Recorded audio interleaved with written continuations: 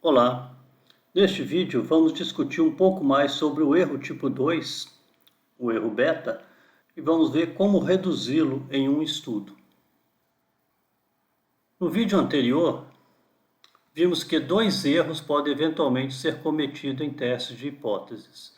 O erro tipo 1, também chamado erro alfa, e o erro tipo 2, também chamado erro beta. O erro tipo 1 ocorre quando rejeitamos a hipótese nula e ela é verdadeira. E a probabilidade de cometermos este tipo de erro é igual a alfa, o nível de significância do teste. O erro tipo 2 ocorre quando não rejeitamos a hipótese nula, sendo ela falsa. E a probabilidade de cometermos este tipo de erro é igual a beta. O complemento da probabilidade do erro tipo 2 é chamado de poder do teste estatístico. Então, o poder de um teste estatístico é a probabilidade de rejeitarmos a hipótese nula quando ela for falsa, e é igual a 1 menos beta.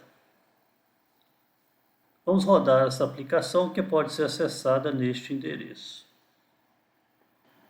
Essa aplicação mostra o poder estatístico de um teste de hipótese em função do desvio padrão da população, da média da população sobre a hipótese alternativa, do tamanho amostral e do nível de significância do teste. Vamos supor que temos uma variável numérica x com uma distribuição normal, com desvio padrão igual ao selecionado no painel à esquerda. Vamos supor que iremos testar a hipótese de que a média dessa variável é igual a 100, a partir de uma amostra de tamanho 10. Nós podemos ajustar o tamanho da amostra também nesse painel.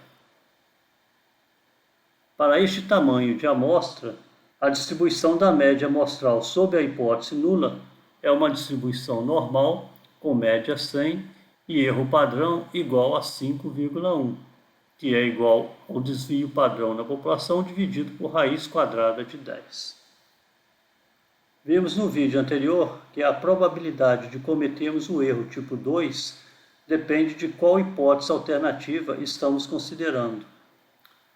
Para cada hipótese alternativa diferente, teríamos um valor diferente para o erro beta. Vamos supor que ao planejarmos este teste de hipótese, nós queremos reduzir a probabilidade do erro tipo 2. Para isso, nós temos que definir uma hipótese alternativa tal que, se ela for verdadeira, nós queremos ter uma certa probabilidade, 1 menos beta, de rejeitar a hipótese nula. Considerando a hipótese alternativa H1, para a qual a média da variável é igual a 90 e o desvio padrão é igual a 16, então a distribuição da média amostral sobre a hipótese H1 é uma distribuição normal com média 90 e erro padrão igual a 5,1. Para essa hipótese H1, este desvio padrão, este tamanho de amostra e esse nível de significância, o poder estatístico é igual a 0,51, indicado por este ponto azul. Nós podemos aumentar o poder estatístico da seguinte forma: aumentando o nível de significância. Por exemplo, vamos passar o nível de significância para 15%, o poder estatístico aumentou para 0,70.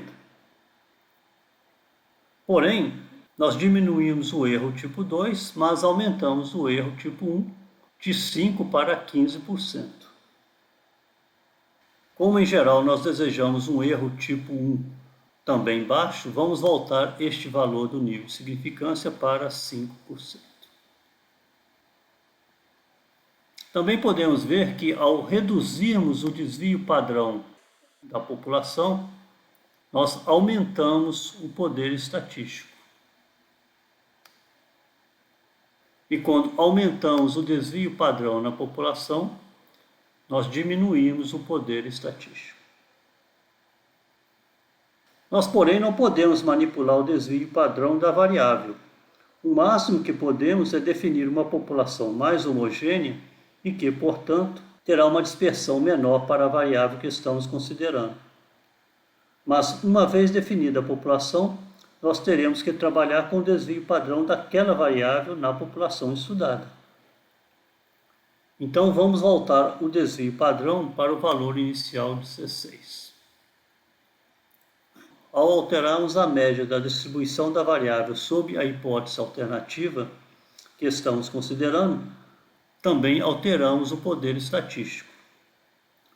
Quanto mais próxima a média sob a hipótese alternativa da média sob a hipótese nula, menor é o poder estatístico.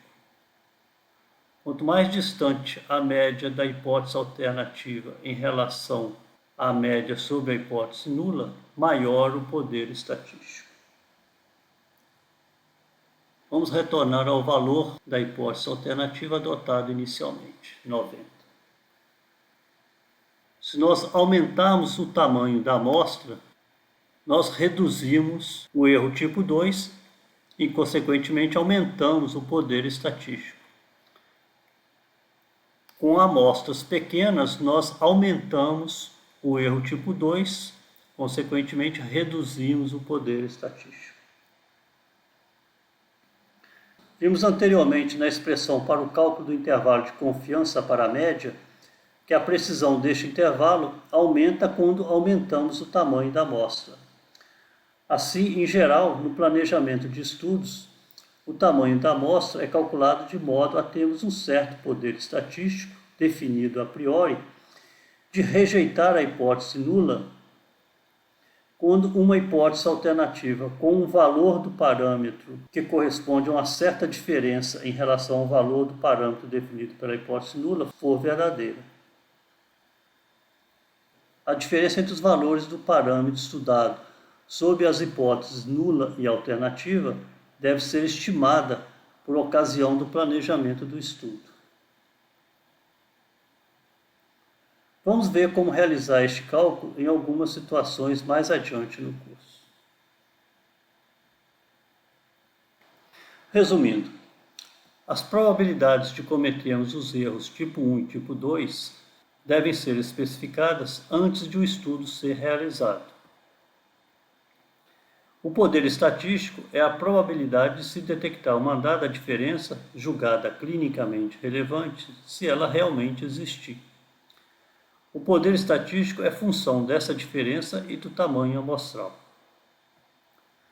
Quando não se considera o poder estatístico no planejamento de um estudo, pode ocorrer que o tamanho amostral seja pequeno para detectar a presença de uma diferença importante. É o que acontece quando temos um resultado estatisticamente não significativo, mas as diferenças observadas podem ter relevância clínica. Apenas o estudo não teve capacidade de detectá-lo. Por fim, vamos ver um exemplo onde a probabilidade do erro tipo 2 não foi levada em consideração, levando a uma fragilidade nos resultados apresentados pelo estudo.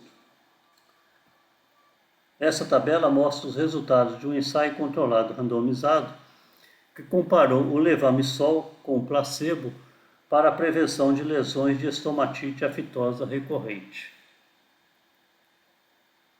Os autores montaram uma tabela 2x2 e realizaram um teste de hipótese para comparar os dois tratamentos.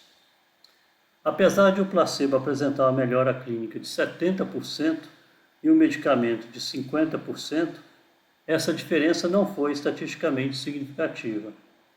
Segundo os autores, o valor de P é igual a 28,96%, bem acima do nível de significância de 5%. A hipótese nula, correspondendo à não diferença entre as proporções de melhoria clínica entre os dois tratamentos, não foi rejeitada.